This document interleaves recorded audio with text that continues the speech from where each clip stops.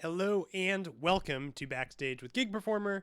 My name is Brett Pontecorvo, and we are here every Thursday interviewing pros, amateurs, hobbyists, the whole range of Gig Performer users, and especially folks who are doing things with Gig Performer that really serve a unique purpose. We get people coming through who are doing generative music, who are playing in cover bands, and who are really spanning the full gamut of different things. And today we have a really exciting episode because we have Bob Luna coming on, who is just one of the masters, one of the greats, which you'll see when you listen to him talk. But as you're coming in, we're so grateful that you are being here. Do say hello in the comments. I see we've got Elkane from the Netherlands coming in. Thank you for being with us. We've got Harry and former Backstage guest coming in from Austria. Harry's making some wonderful art with Gig Performer. Simon Early from New Forest, UK. Thank you so much for being with us, Simon. We're happy to have you here. Okay, so Bob's going to come on in just a minute here, but I do want to just draw your attention to a couple things that are coming up pretty soon. Oh, it looks like we've got a new one. Matt, new to Gig Performer. So happy to have you here. We hope you're really enjoying GP, and do let us know if we can support you through the forum. We're happy to do so. All right, so we've got Bob Luna coming on today, and Bob is he's kind of played with everyone. If you have heard music, then you probably have heard an artist that Bob has played with. But some of the credits that are on his list include playing with, though not necessarily being in the band of, Paul McCartney, Paul Simon, Dionne Warwick, Alanis Morissette, Reba McEntire, Denise Williams, Bobby Kimball, and the list goes on. We've got his whole website in the bottom, and Bob's doing really unique things in that when Bob is playing keyboard, it sounds like there's a full orchestra, which you'll kind of get into his mind a little bit and understand that as he talks. For those of you who have been following along with us, next week we have Tim Starace coming in from Why Not, the Rush cover band. So if you are around, do mark your calendars for that. It will also be a really powerful time.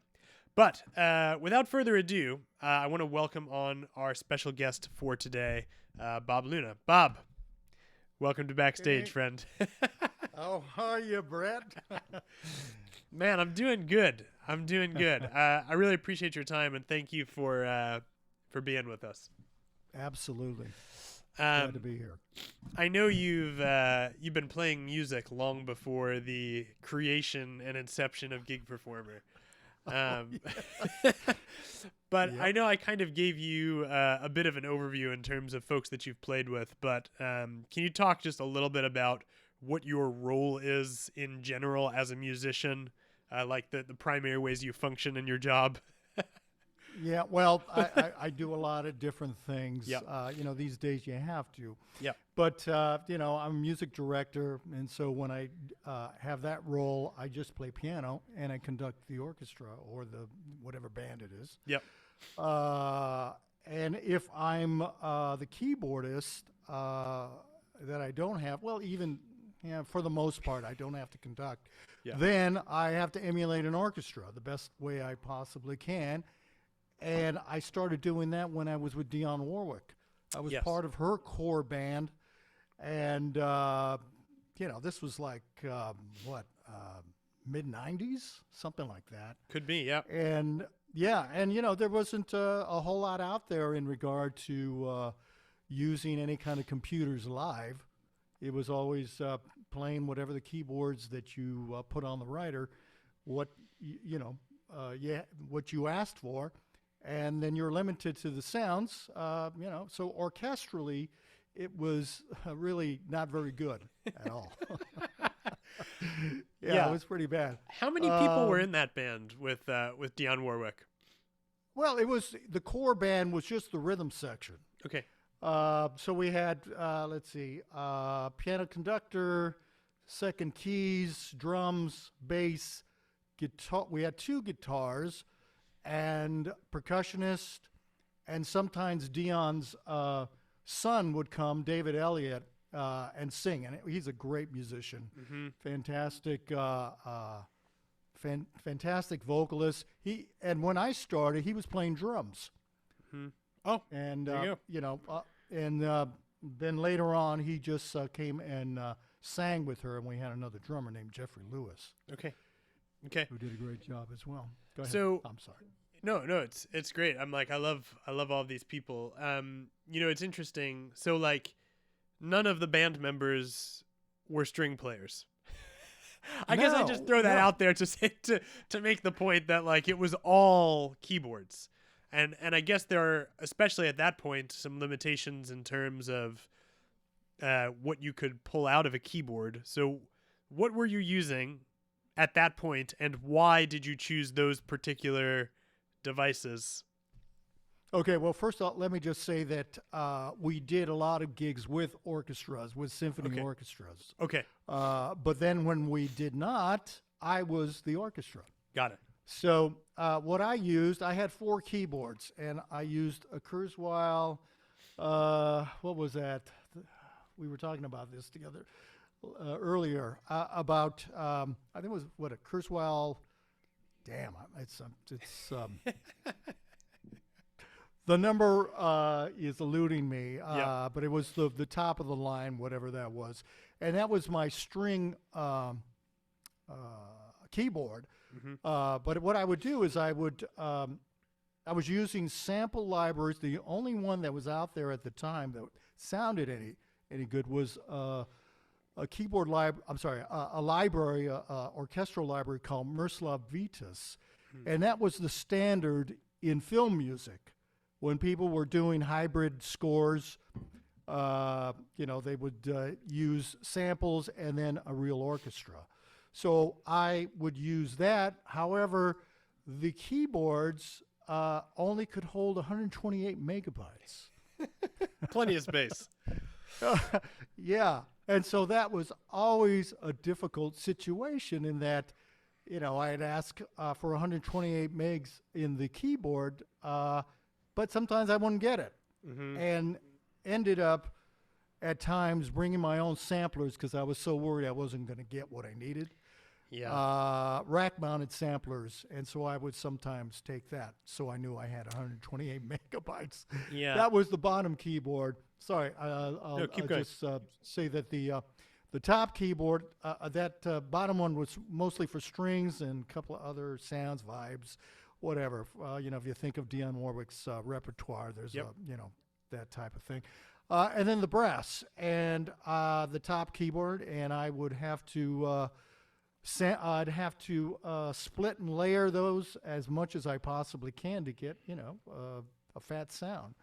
And so I would end up mapping out the keyboard where I'd be playing maybe in the key of G, but I would run out of keys in which to map stuff, so it'd have to be non-diatonic notes Yes. in the song. So it was it's one of these things. Yep. Yes. Yes. So it's a matter of you just got to focus on this has this, and it's like practicing what are the movements, because then I would use pedals as well. Yes. Increment decrement samples, Yes. things like that with the pedal, which was on the Kurzweil. That would advance the program. So I'd have everything mapped out or set the way the show was, and sometimes I'd have maybe 3 or 4 different patches for one song. So that got me to doing the stuff that I'm doing now with Gig Performer. Yep. But Gig Performer makes things so much easier, I can't tell you. I believe it. You said something that really stuck out to me that I think is just so innate to the musician's experience, which you said was, sometimes I was just so worried that I wasn't going to get it, that I was traveling with my own samplers. And the emotional load of not being sure if you can do the service that you were hired to do is a massive weight. Absolutely. And so Um, anything you're yeah. going to bring with you, you have to have some base level of trust in, or it can be quite crushing, right? I mean, Oh, of course. Oh, yeah. As I was telling you, Brett, everything that can go wrong will go wrong. yes. And I probably have experienced everything that does go wrong. I Yeah. mean, there were times I would be at the sound check. I was in Australia one tour. I remember this very well. And I didn't get what I needed. And I spent like 2 weeks. I mean, this was every day, Yeah. mapping out stuff from scratch, everything that I had. And that's what I did, during the sound check. A lot of times I wouldn't get to eat dinner after the sound check because things wouldn't work, and I'd have to figure out what am I going to do to make this show work out. And of course, I don't want to hear Dion say, "Well, what happened here?" Or Yeah. you know, Right. Also, you were lucky you had 2 weeks, in Australia, yeah, right? Because I usually was. you wouldn't. Usually, I assume you weren't having 2 weeks anywhere. No, that's very true. And yeah, I mean, it would be one show, one city. You get on the plane the next morning and fly to the next one, Yeah. and then hope you have the equipment that you need. Right. And that's just the way it was sometimes. So you had mentioned, discovering Gig Performer and that it's easier. But before we jump on the Gig Performer train, which we have a lot to talk about there, so I want to make sure we get there. There seems to be, amongst keyboard players playing keyboard pre-Gig Performer, a Kurzweil connection. What is it about the way that they were structuring the insides of their keyboards that made it appealing for somebody who is trying to perform a lot of parts simultaneously? Well, I mean, most synthesizers have the feature of splits and layers. Yeah.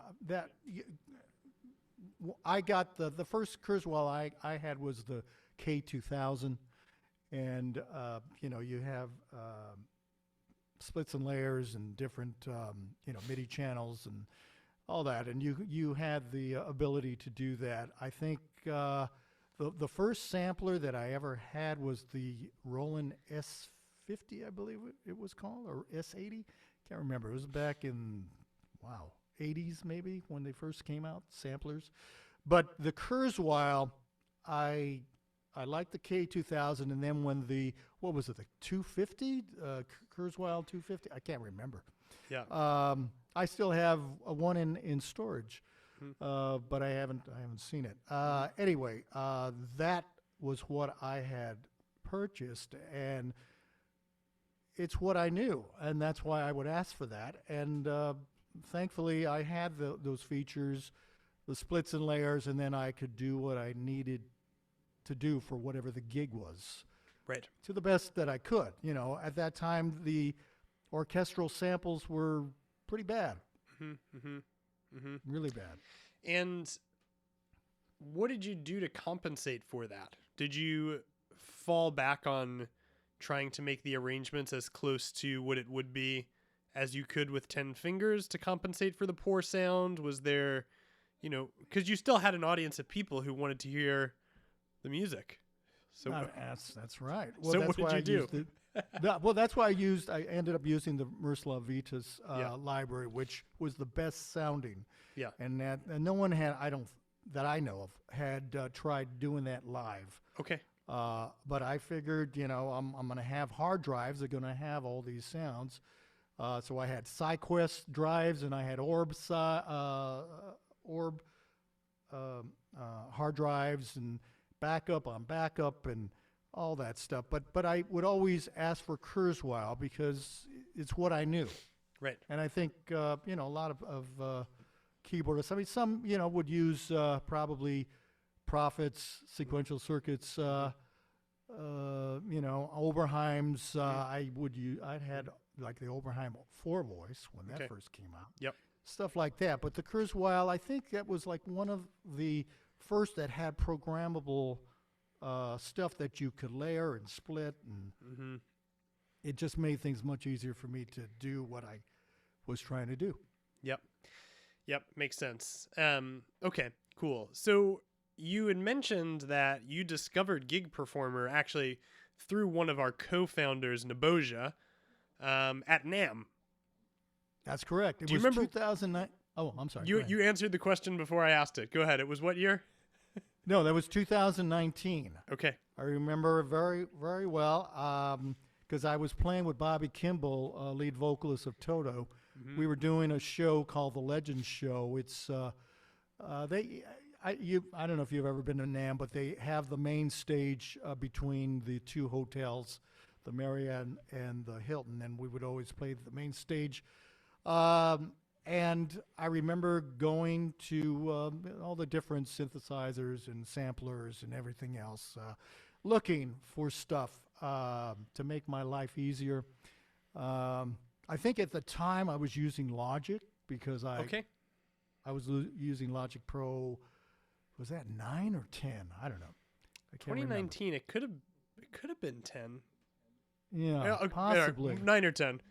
Yeah. But I would also run into limitations there as well. Right. I can't remember what it was, but I remember talking to a good friend of mine. He said, "Well, that's probably the best you can do for what's out there." I mean, there was Main Stage that came a little bit later, but I told you I had a very bad experience with that. It locked up on me on a very important rehearsal that I did with Denise Williams, and I swore I would never use that again. Mm-hmm.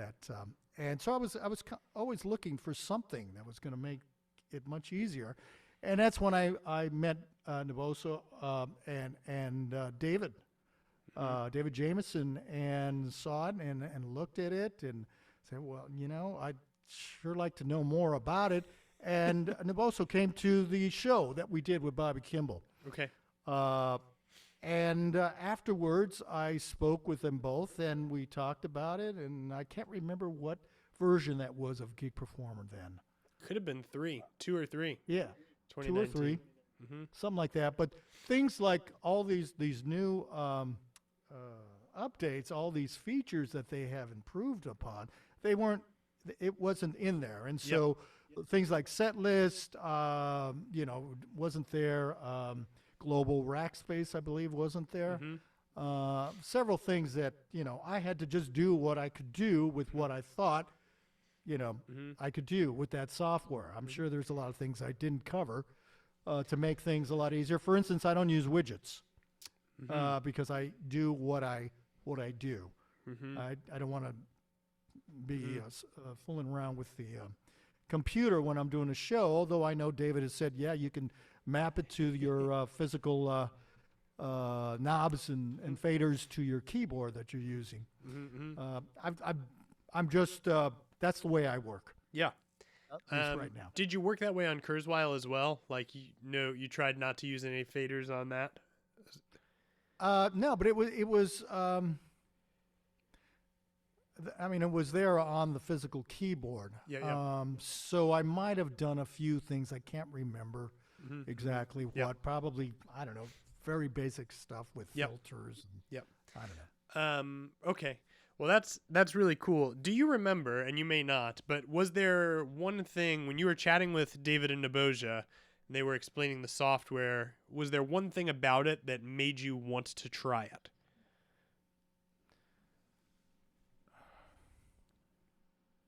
That's a very good question.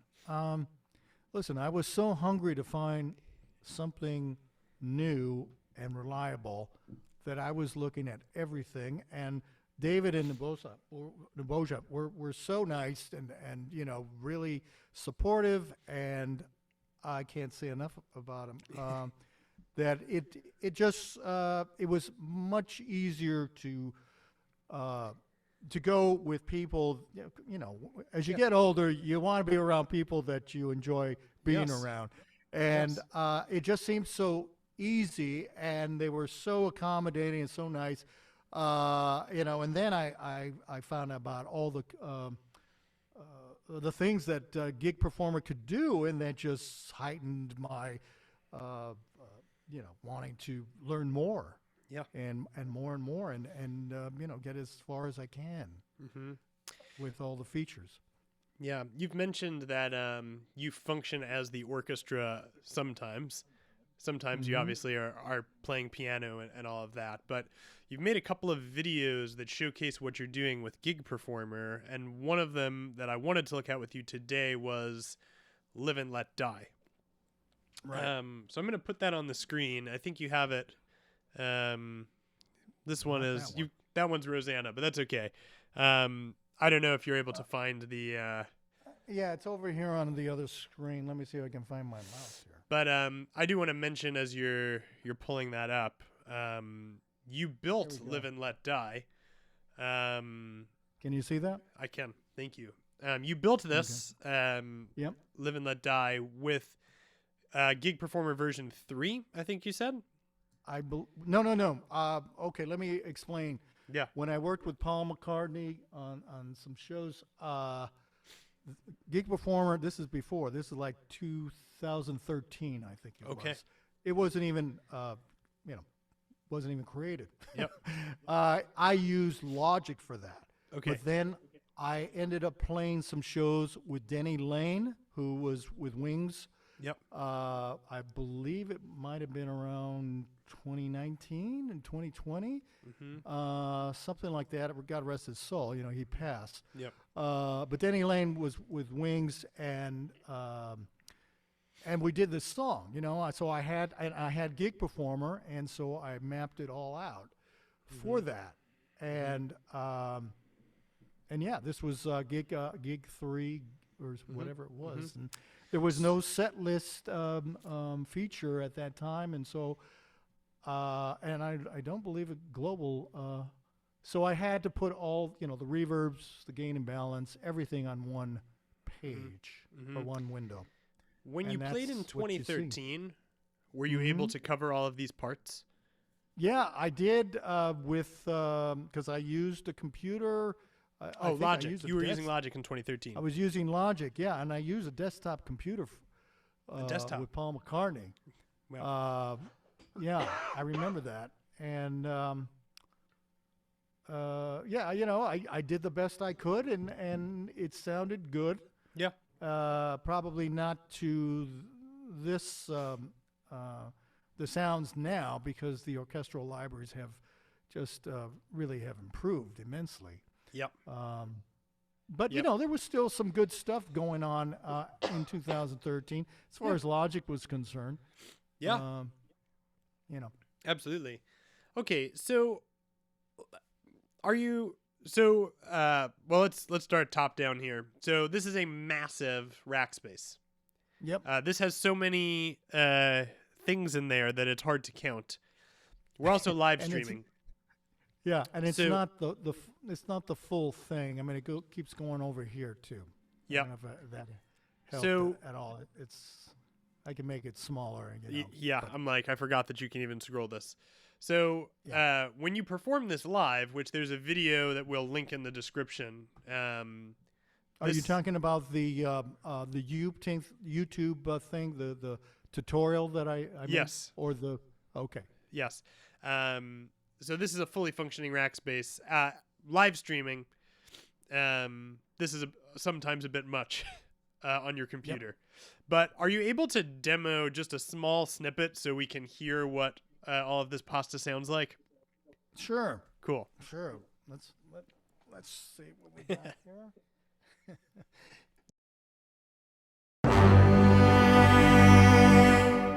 Yeah? Okay. So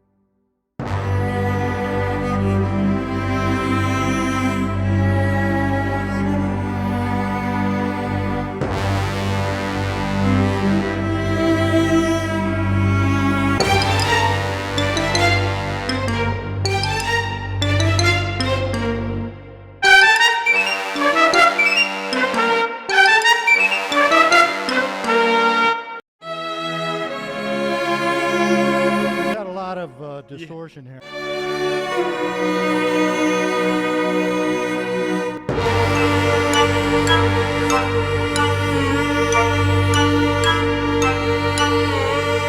Can you hear that? I can, yeah. Awesome. So this is massive. Yep. when you play this, it sounds massive, and it sounds so full.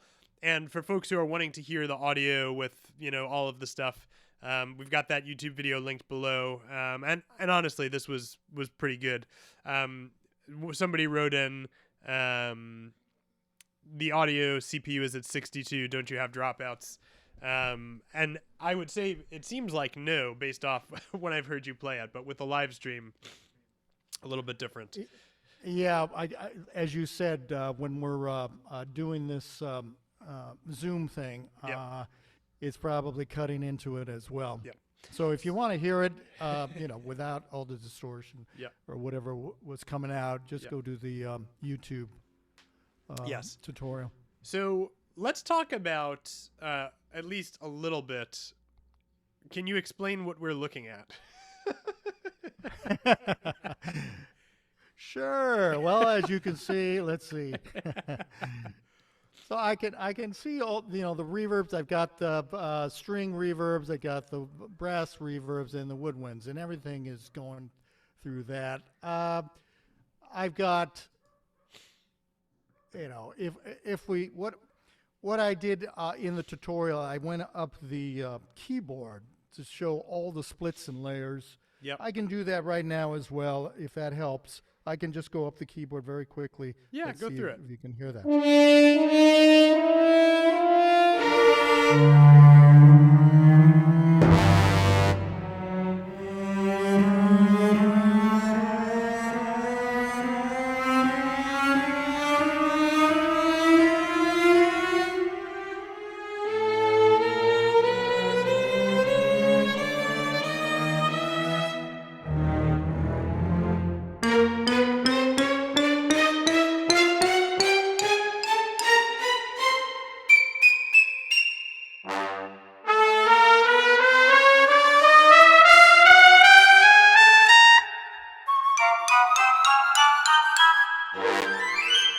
You even have That's a all the run on way- one key, is that right? Yeah.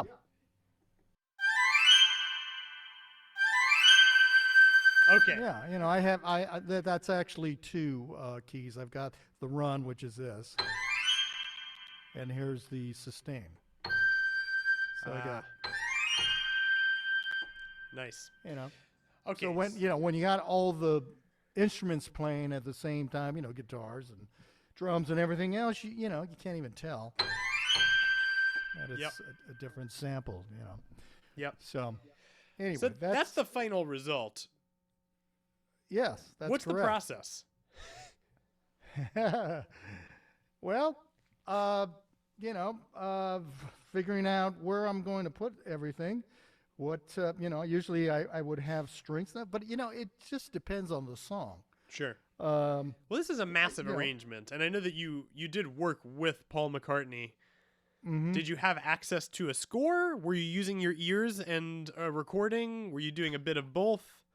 Pretty much, no, I didn't have a score. I pretty much use my ears. Okay. That's what I usually do. Because I transcribe music all the time, Uh-huh. and so I'm pretty used to this. I've done it. I was transcribing music back in the '60s when the Beatles came out. When I was playing guitar and learning all the solos and all that stuff. So that There's was, a what, certain 8 depth that you can access in music when you learn a tune with your ears that I think sometimes gets lost on paper. I guess that's for me personally, but when you sit down and you're learning something by listening to it, the amount of focus and attention and kind of getting inside the tune, I don't know, it gets in your bones in a different way. I feel like. Have you had that experience as well, Bob? It just depends on the situation. I'm always asked to write, transcribe stuff Yeah. all the time, it seems. And quite frankly, a lot of these things, it's a lot of the same stuff, depending on, Right. what era we're talking about. You hear this so many times that it's just become second nature, at Yep. least for me. And, I've been doing this for a long time. I went to school for it. I was a Dick Grove graduate. I learned how to write for orchestra, big bands, everything. You know, we would have to write a different style every week. You know, and then conduct the big band if it was a big band or the orchestra, and so that was great training. Yep. And you know, using my ears, I transcribe stuff. I write it all down, and that's what I do. Yeah, absolutely. So when you're talking about figuring out where things sit on the keyboard, do you have any general go-to frameworks that you use? Areas that you prefer to play things in, or is everything completely contextual? Well, I could say that, you know, the sustain stuff I'll probably put at the bottom part of the keyboard, you know, because I'm playing piano also. Right. And so I want to have my right hand a little more, you know, flexible. Yep. If I'm playing piano, but then, you know, if I go to an orchestral part that is on the keyboard that have the sustain stuff on, then, you know, probably woodwinds and brass up in a higher register, but it depends. If it's like a sustained note, I'll put it at the bottom. You know, even if it's in like the higher register, is your point? Yeah, but like for instance here, I have the French horns at the bottom of the keyboard. I've got.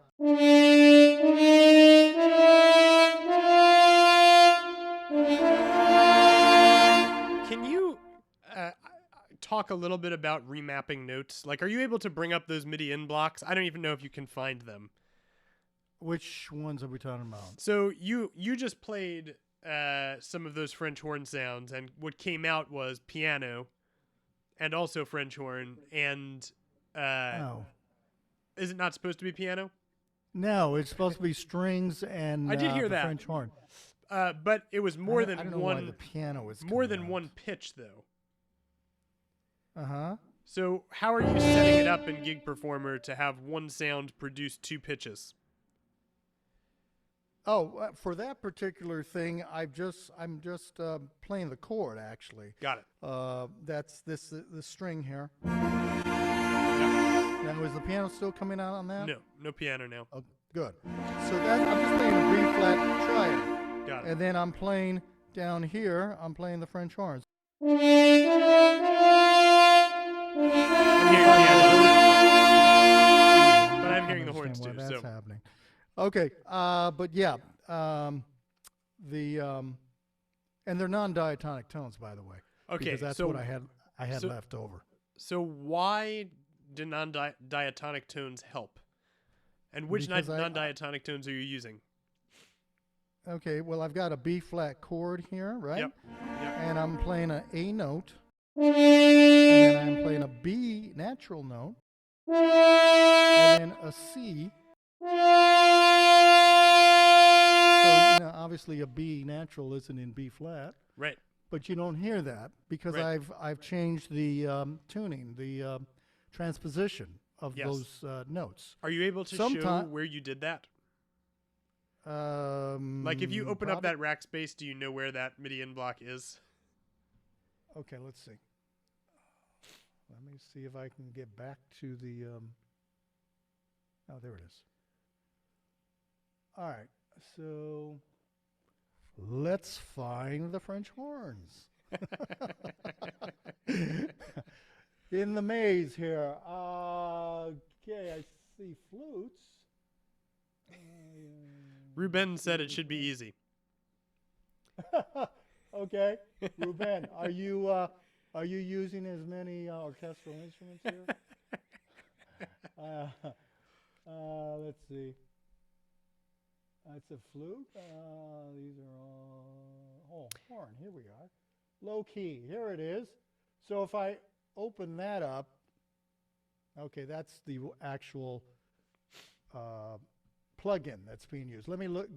Let me go back. Let me close that and go back to where that is.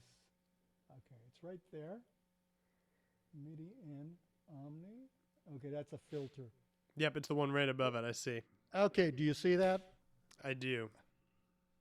Okay, do you see transpose to 41? Yes.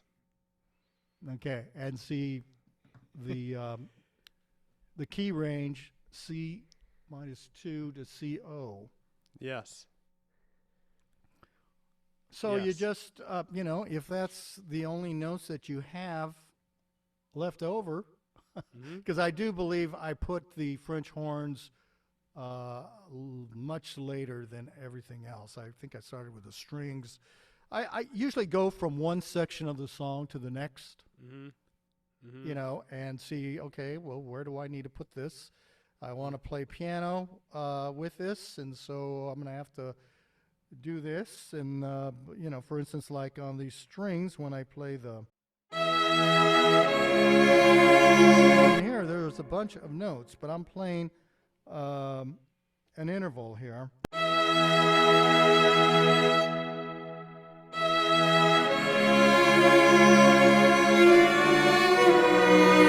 That's the thing. I mean, I'm playing that interval. Let's see. I don't even know if G you sharp can and see E mine. and to E and C Correct. sharp. Exactly. Yeah, but there's a lot of notes. There are a lot of things that are transposed. So I got like there's a B at the very bottom. G sharp in the middle, and I know there's a high E.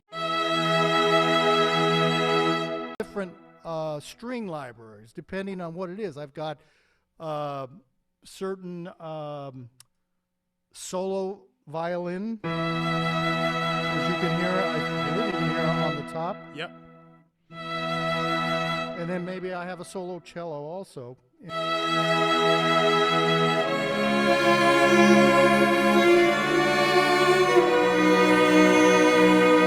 But it's what they played on the record to my hearing, the ears, my ears. That's what I heard the string players playing. Mhm. As I said, I don't have the score, but that came the closest that I heard. Yep. And I believe Well, it's pretty accurate. it sounds wildly accurate to me. I'm like, it's hard to distinguish that it is not a track. Right. So how big of a role do your voicings play in getting this sound?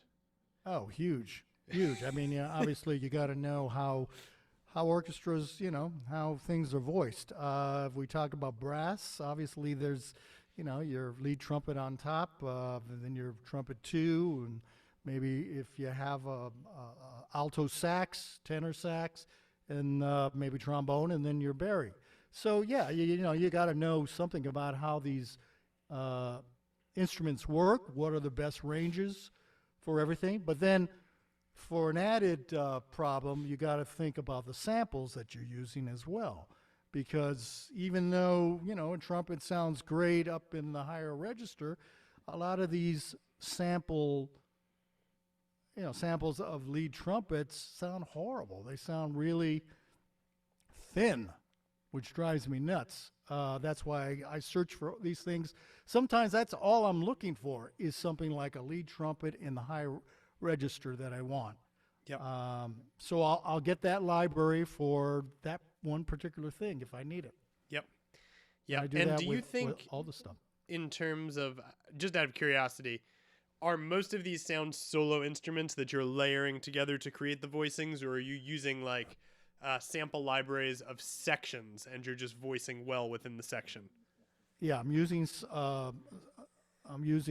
sample libraries of sections as well. Okay. But Okay. I always use a real or not real. I'm sorry, a solo violin or solo cello to give that sounding. Because when you hear a string section, you hear all these things going on at the same time. All these elements, all these things that make it sound like strings, Yes. and so that's why I layer so many things to get as close to the real thing as I can. And Yes. there are some things that fall short, but I do it to my ears, and I haven't had any problems or complaints from any artists that I've worked with. So Fantastic. Definitely doing something right. Yeah, absolutely. I mean, this is powerful stuff. Are you able to move to the empty rack space, and then we can maybe pop over to Rosanna here? So if you have any questions for Bob while we're here, feel free to pop them in the chat, and we'll kind of keep going here. I'm sure he'd be happy to answer. So yeah, Bob, just click one rack space so we don't hear Live and Let Die and Rosanna simultaneously. Right. Exactly. Okay, let's see here. Where are you? Okay, so Rosanna is a very different vibe Yes, it is. altogether. Why? I see. Um, Must be because of these things.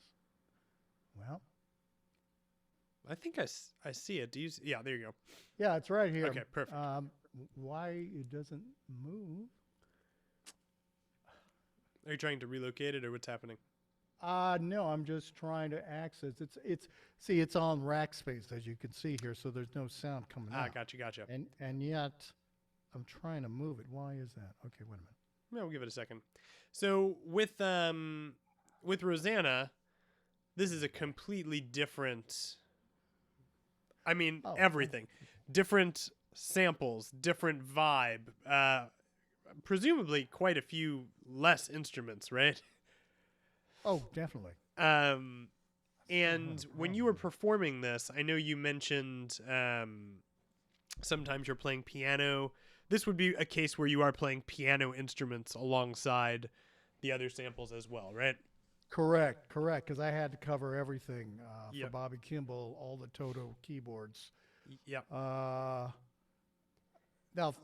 at times there were we had a brass section, a real brass section, Yep. which was always nice. But there were times where we didn't, so I had to cover it all.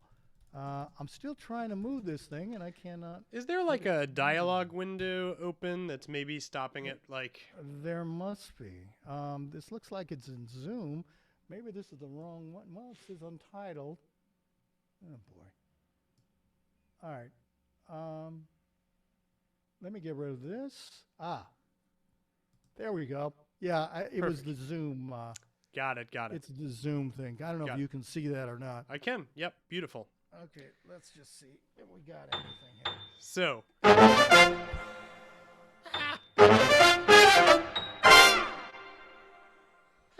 Can you hear that, Brett? It sounds so good. That's good. It sounds so good. Okay, so I have to ask. Yeah. What libraries are you using for the horns here, and why did you pick them, other than that they sound great? Well, I have a very good friend. His name is Yuval Shrem, and he has a library called Broadway Big Bam. Okay. And this, again, it's like I'm always searching for new stuff, for better stuff. And I used this. I remember I used it for the show that I did with Bobby Kimball the first time we did the Legends show, or at least that I was involved with, in 2016. And Yuval gave me the newest version, which included the real-time orchestrator. And the real-time orchestrator lets you map out how you want the brass to sound, and also, it's very complicated, at least I found it, but you're able to map out your notes of each instrument as a section. So if you play, for instance, a chord, let's say, I'm just going to play these chords, let's say.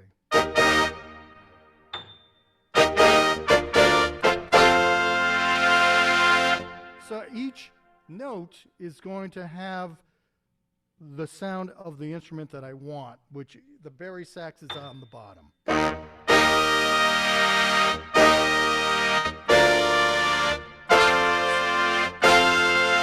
So I'm not doubling any notes. With a lot of brass libraries, that's what happens, is you end up having like trumpet 2 down on, playing in the range of the baritone sax, which I don't want.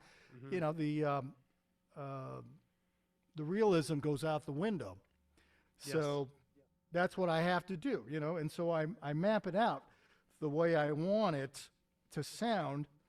But there's also another thing with this real-time orchestrator is it allow you to play, for instance, if I have one voice that I'm playing, I can set this to all the samples that I have in this particular instance. So if I play one note, I've got this. So you can hear all the voices are on that. There's another. So I can split and layer this if I want, any way that I want. Did I just say that? Yep, I'm with you.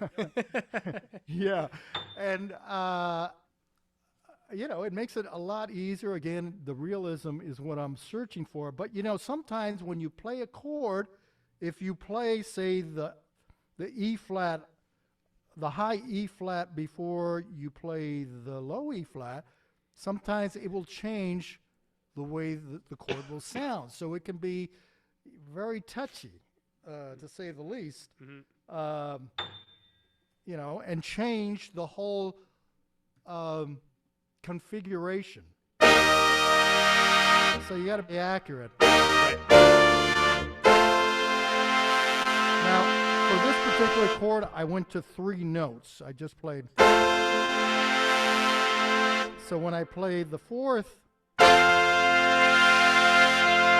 is that high F, I still have the distribution that I need. Also, let me tell you that I'm using foot pedals to get the different articulations. Yes, I was going to ask you about that. Yeah. So how many foot pedals do you need? I only need 2 for this particular sound. Okay. I'm sorry, for this particular song. Okay. Which is just the forzando. You hear how it's crescendoing. And then the fall for the, this guy, if I can find that.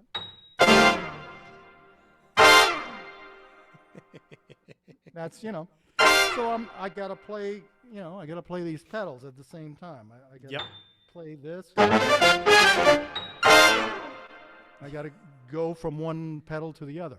So this is all, just what I've done forever, using pedals and my hands and everything that I can. Absolutely.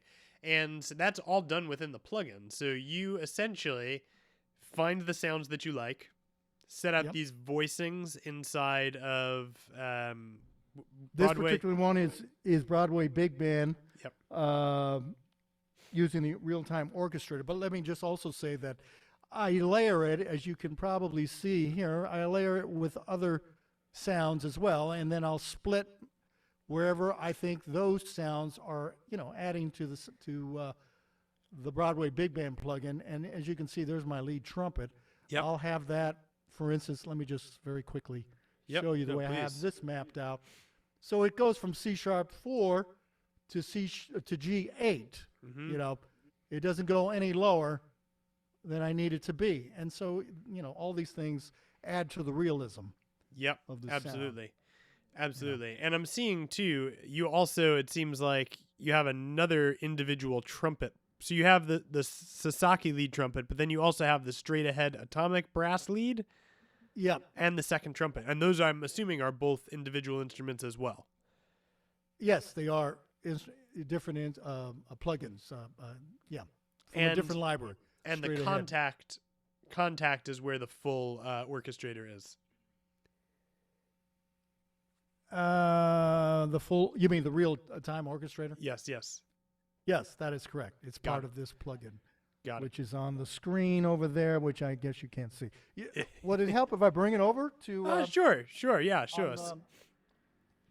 Let's see if I can do this. Can you see that? Yep. So there's a. Okay, so I see.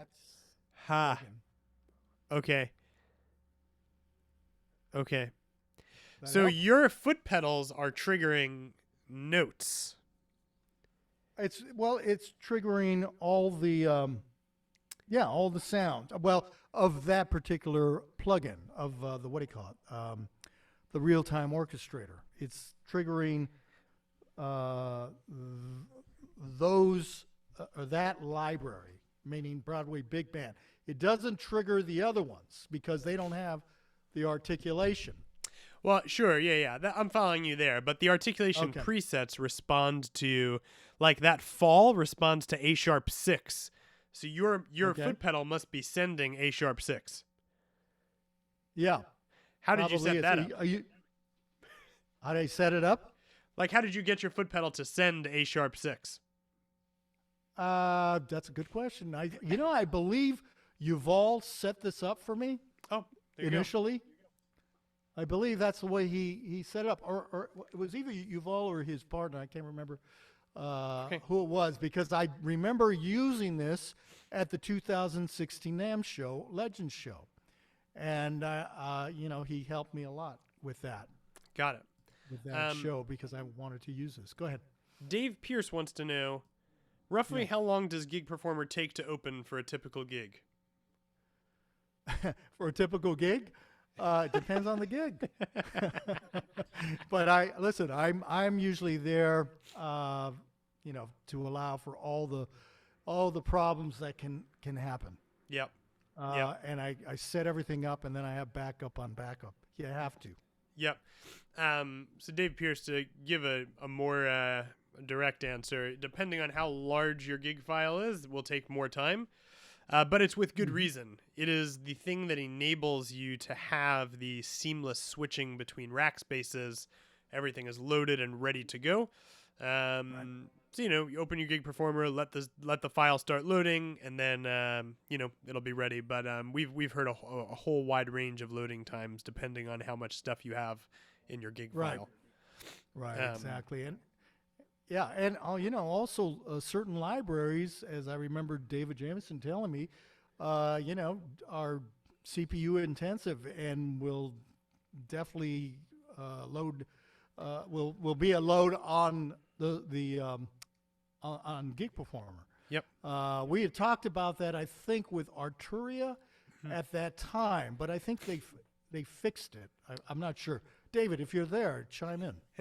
David just had to leave, he said, but yeah, okay. the without even going into any particular companies, depending on a wide variety of things, different software will affect your computer differently, and you need to just test everything, right? Exactly. Absolutely. As it goes. Okay, so this is kind of cool, and there are several sections of this song. Can you talk a little bit about the soli sections and how those are set up? Sure. On this particular one, the way this is, let me get rid of this thing. Get rid of that too. On this particular song, I don't have all the rack spaces. This was just set up for this interview because there's a lot more rack spaces in this because I have to advance the programs via section of song. See, on Live and Let Die, I didn't do any of that. Right. I just had one instance, one rack space. But this one, I had to do it more this way. So when the soli comes in, I advance the rack space and I have certain things split. I think, let's see, what do I got here? Oh, we never connected this. Do you want to just wire to 1 and 2 and 3 and 4? Oh, we didn't? Oh, okay. But Right. no big deal. This is the back end. There you go. Right. That'll do it. Let's hope everything is on there. Okay, so there's that split. Then I have the other little guy that goes on. That whole thing. And then the next section, which is advanced via foot pedal. I can't do it, though. I don't think. Has got the next part. Okay, so that's not working. Oh yeah, it's got to be wired in. I am hearing your piano again, This has got to be though. wired. You're hearing the piano? I can't understand why that's happening. All right, let me just wire that. Yeah. So let's see. Then let's see. We got. Okay.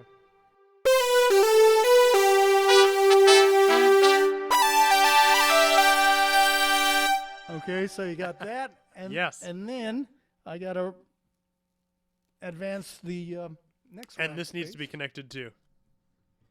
Oh. All right. See, I don't have to do all this stuff when I play. Thank God. What happened here? Okay, I just kind of screwed that up. Oh, the gain and balance doesn't matter so much. Everything goes through that Vienna. Oh, the miracle. Yeah, right. I'm just trying to do that, and then get this back here. Where are you? Okay, and then I got to go to 3 and 4, right? Yep. Okay, so let's see what I got after that. Oh, I think it's the bending. It's like.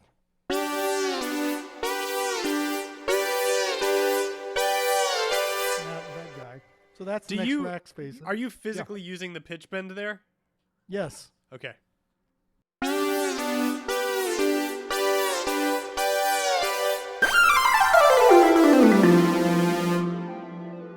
Yes. Okay, so talk to us about what VSTs you're using for the synth sounds. You know, I think I've got the Legend, Okay. which is a mini Moog reproduction, but with that you can actually play polyphonically. But let's see, where is it at? Bend What? I chords. see a Legend on the right. There it is. I think these are it. Oh, well, that too. Let's look at this first. Yep. Lead synth. Yeah, there's the Legend. Okay. Okay, and then here, I believe, what's this?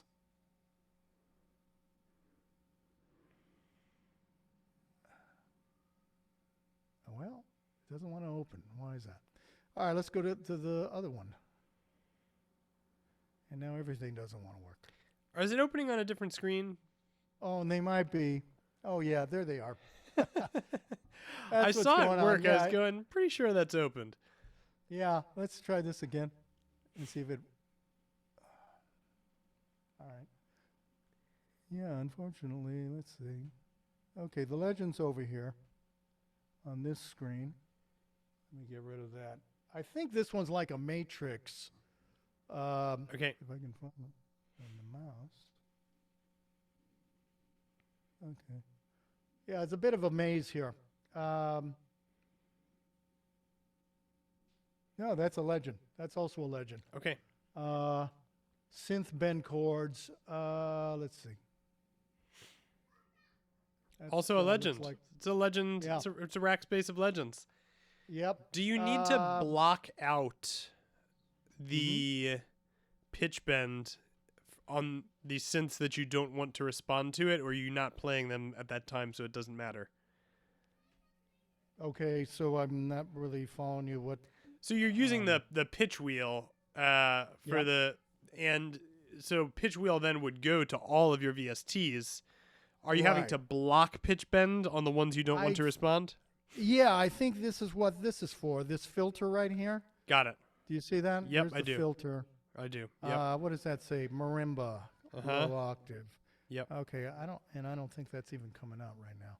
But yeah, that was what it was for. It's Got to it. block out the pitch bending on any of these things. If you notice on the other rack space of, not rack space, the other instance of Live and Let Die, there's a lot of filter Yes. on that. Right. Which There's a lot. I mean, there are MIDI filters in every one of my rack spaces, and also there's MIDI Yeah. filters in the MIDI in block now. It's interesting to watch the way you think about this, because I can like see the footprints of GP 2 and 3 in your Okay. thought process, which it's cool to like see the way things have evolved. So you're aggregating all of your lead synths to one gain and balance before it goes into the Vienna. Is that just for ease of seeing the wires, or are you actually using that to adjust the levels? You're talking about, for instance, over here? That's the one, yep. Yeah. What do I have here? synth filter, bend chord. So this is the filter. Yeah, it was probably just the EQ stuff. Got it. Just to make sure that things were coming out the way I wanted to hear it. Yep. I think that was what that was for. Now you remember this gain and balance is just for our purposes. Yep. When we were trying to get this audio stuff together. Yep. Absolutely. So, folks who are watching, if you have any questions for Bob, we're coming towards the end of our time here, so pop them in the chat. I'm sure Bob would be happy to answer those things. So, sure. Bob, you've been doing this for a long time, so this answer probably changes from time to time. But what is your process for making sure that what you've built works and passes the sniff test for stability and for sound quality before you step into a rehearsal room? What's your verification process and all of that? Well, let me see if I can answer this. Can you be a little more specific? I guess is what So I'm you spend a lot of time building these sounds and songs. Mm-hmm. What's the process you use to make sure that they meet your quality standards and that you can step into a room with confidence knowing that it's going to do in rehearsal what it did when you were building them? Just make sure everything is the same as far as the hardware. How things are connected. I mean, there's so many details to this stuff. And I've got SSD drives actually right down here. I don't know if I can point this. You can see this stuff. Yeah. It's in a box, right? I don't know if that you can see all I that can see stuff. your drives. Yep. Yeah, all the drives. This is for my 3 monitors. Yep. But anyway, make sure everything is connected, obviously the same way that I rehearsed it. Yep. Everything from the pedals to. Can you turn your camera down, Bob? Now I'm looking more at your ceiling. Oh, sorry. There we go. Perfect. Okay, sorry about that. So you focus mostly on the hardware portion of things. Like you're more than you focus, it seems like, even on it seems like for you playing the music and having that in your hands is a given, and what you spend your time on for reliability and making sure it's going to go well is everything else. Right, exactly. Because I've spent so much time playing this stuff and doing the moves that I have to do. Pressing the pedal when I need to advance the rack space. Yep. Or if it's a situation where I don't have to, then I got to remember where everything is located, where everything's split. It's a lot of things to think about, but after you do it over and over and over again, it's you want it to be second nature. Yep. So do you practice your shows in order before you go to rehearsal, or do you just practice the songs individually? Just individually. I don't practice any because a lot of times I don't even know what the show set order is going to be. Right. So makes sense. Yeah, I just do it individually. But mostly that, there are times I've had to, I've either updated something and then have to remember where is everything located. So, because there's so many splits. There's so many splits, so many layers, so many different things on one keyboard. Right. This particular one is what I use for most of the orchestral sounds. And then I have my Nord Grand down here. Yep. Mostly for piano sounds and whatever, clavinet and Yep. electric piano and everything like that, which, is what all keyboard players do, I believe. Right. Yeah. It's a pretty common setup. And what do you use as like a gauge for quality? Like when you go into a rehearsal, is it like if no one says anything about your sounds, you did the job correct? or like Yeah, well, yeah, of course. Got it. Well, I don't know if Yeah. it's like people, you walk in and you play something like Live and Let Die and someone's like, man, that was insane. Or if it's like Hmm.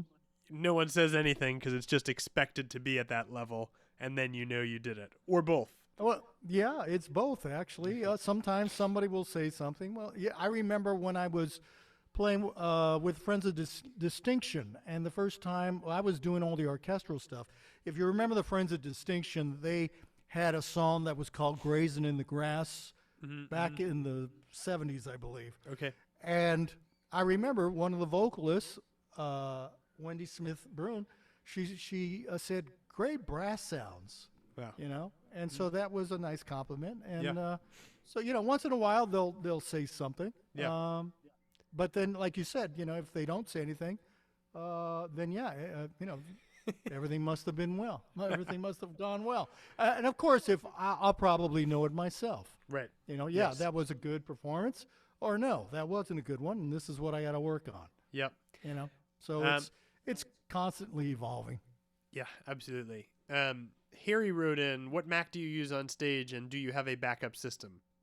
Yeah, I got an M2. I'm not using it here right now. Okay. A Mac, what do you call it? Mac laptop. Mini? Oh, laptop. No, the laptop. I have Okay. two of those, and this is for my studio or my home functionality. Yep. And that's what I use. Yeah. That works for me. I'll probably upgrade again. I'm doing actually a show with Ellis Hall this Sunday. Thankfully, I don't have to play brass because we have a brass section. Yeah. But we had hoped that I could play some of like the Tower of Power stuff that Ellis does. Yes. Because Ellis was with Tower of Power. But it all depends on the gig. Like I said, All depends on the gig. yeah. So, it looks like we don't have any other questions. I do have one final question for you, though, Bob, which Sure. is, if somebody was just getting started with Gig Performer, they were brand new to the software, what words of wisdom would you give them to make sure they get started on the right foot?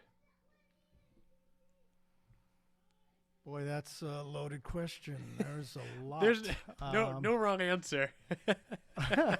Well, obviously, you want to be up to it, the technology that's out there as much as you can. Yeah. Because this is an electronic, you have to know something about the connections and the computer and all the stuff that makes this work. Know as much as you possibly can in all facets of music. Obviously, you want to be able to know how to voice certain instruments. I mean, that comes with your music education. Yep. It really does help. Know as much as everything that you can. Just be a sponge and just learn as much as you possibly can of all these different things that that make making music with these very advanced software. To make it work for you. Mm-hmm. However you're going to use it. You can use it very elementary in that you have one rack space and have maybe a widget or two for volume, or if you're using an organ, you have for your Leslie speed or stuff like that. Or you can get very complex, like what I do with the orchestral stuff. I say just learn as much as you can about everything. Yeah. Hopefully that... it's a good rule across the board, isn't it, Bob? Yeah. It's a good rule across the board. Just, stay open to growing. Absolutely. Makes a big difference. Absolutely. There's just so much out there. Yes, absolutely. And it does scale. I think you were kind of mentioning, you can build super complex things, but you could also have piano and organ and a mixer plug-in, and it's gonna perform for you. Whether you need to do 20 sounds or 3 sounds. Exactly. So, well, Bob, I really Exactly appreciate right. you being with us. Thank you for your time and getting all of the loopback technology set up, rewiring all of your rack spaces. Yeah, that was quite a journey, I would say. That was, oh boy, we spent a lot of time with this audio. I'm sorry that some of it sounded garbled.